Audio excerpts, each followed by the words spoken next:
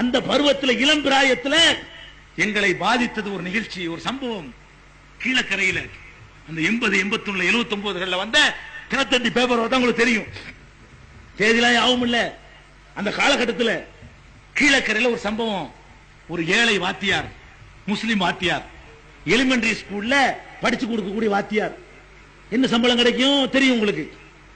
அவருடைய குமர்களை கையெத்த முடியல. பெரிய தொகை கேட்க கீழக்கரையில் பிறந்துட முடியுமா? முடியல. என்ன பண்றான்? பல விதமா முயற்சி பண்ணி பார்க்கறான். பிச்சை வரைக்கும் எடுத்து பார்க்கறான். முடியல. இதுக்கு வரதட்சணை கொடுக்கிற அளவுக்கு முடியல. கடைசியில் என்ன பண்றான்? சம்பவம் நடந்த சம்பவம், பேப்பர்ல வந்த சம்பவம். பொண்டாட்டிட்ட சொல்றான், எனக்கு முடியலமா, நானும் ஓடா போயிட்டேன், நானும் வயசாயிட்டேன், எனக்கும் போய் கடன் வாங்காதெல்லாம் வாங்கிவிட்டேன், பிச்சை எடுக்கலாம் எடுத்துட்டேன், விற்க கூடலாம் வித்துவிட்டேன், முடியல. இந்த குமர்களை பார்த்துக்கிட்டு என்னால வாழ முடியல, கட்டி கொடுக்க முடியல, உன்னையாச்சும் கரையேற்றிடுவோம், சும்மா குறையட்டும், அதுக்கப்புறம் அல்லா விட்ட வழி அப்படின்னு சொல்லிட்டு அவன் சொல்றான், நான் வந்து இன்சூரன்ஸ் பண்ணிருக்கிறேன், லைஃப் இன்சூரன்ஸ் பண்ணிருக்கிறேன், நான் செத்துட்டேன்னு சொன்னா இன்சூரன்ஸ் பணம் ஒரு தொகை வரும், அதனால நான் போய் சாவுறேன், கார்ல விழுந்து சாவுறேன், சைக்கிள்ல போய் மோதி சாவுறேன், தற்கொலை பண்றேன், செத்த பிறகு இன்சூரன்ஸ் கம்பெனிக்காரன் வருவான், இன்சூரன்ஸ் படம் தூக்கி தருவான் லட்டு மாதிரி, அதை வச்சு நீ கல்யாணம் பண்ணு, மகளை கரை சேர்த்து சொல்றான். அவளும் அதை சரிங்கிறா. புருஷனை இலக்குவாள் ஒரு பொம்பளை. அவ என்ன செய்யறா? இந்த குமர் கரையேறணுமேங்கிறதுக்காக வேண்டி வேற ஏதோ தப்பா போயிட்டா, அதுவும் ஏதாவது விஷத்தை செத்து போயிட்டா, என்ன தினசரி சாவுறதுக்கு அப்படியாவது போகட்டும் அவ அரை மனசா ஒத்துக்கிறா. போறான், சாவுறான், சைக்கிள்ல போய் கார்ல மோதி வேணும்னு போய் சாவுறான்.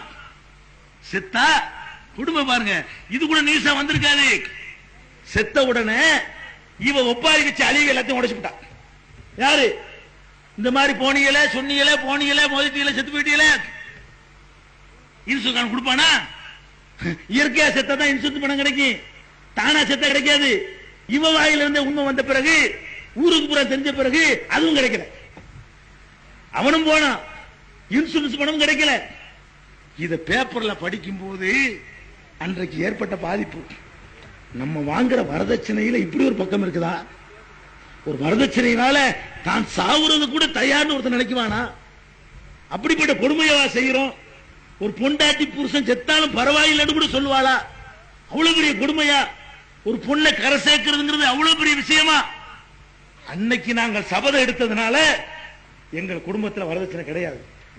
நான் வாங்கல, என் அண்ணன் வாங்கல, என் தம்பி வாங்கல, எங்க குடும்பத்தில் வாங்கவே மாட்டோம். இன்னைக்கு வரைக்கும் எங்கள் குடும்பத்தில் வரதட்சணை வாங்குற திருமணம் நடந்தால் கலந்து கொள்ள மாட்டோம். எவ்வளவு நெருக்கமான பந்தமா இருந்தாலும் சரி, எவ்வளவு சொந்தமா இருந்தாலும் சரி, வரதட்சணை வாங்குற கல்யாணத்தில் ஏறெடுத்தும் பார்க்க மாட்டோம். இன்னைக்கு வரைக்கும் 20 வருஷ காலம் ஆச்சு, வரதட்சணை வாங்குற ஒரு கல்யாணத்தில் கலந்து கொள்ளல.